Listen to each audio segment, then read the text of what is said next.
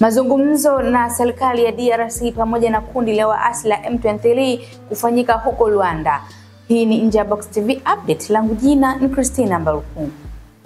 Mazungumzo kati ya Jamhuri ya Kidemokrasia ya Kongo na waasi la kundi la M23 yatafanyika Luanda hivi karibuni, hii ikiwa ni kulingana na ofisi ya rais wa Angola siku ya Jumanne.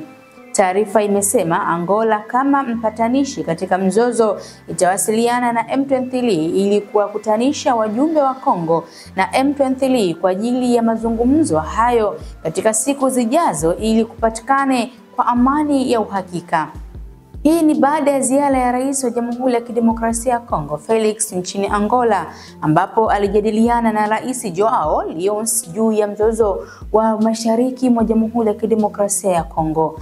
Msemaji wa Tshisekedi Tina Salama alisema kwenye mtandao wa X kwamba serikali yake itasubiri kuona utekelezaji wa mbinu hii ya upatanishi wa Angola.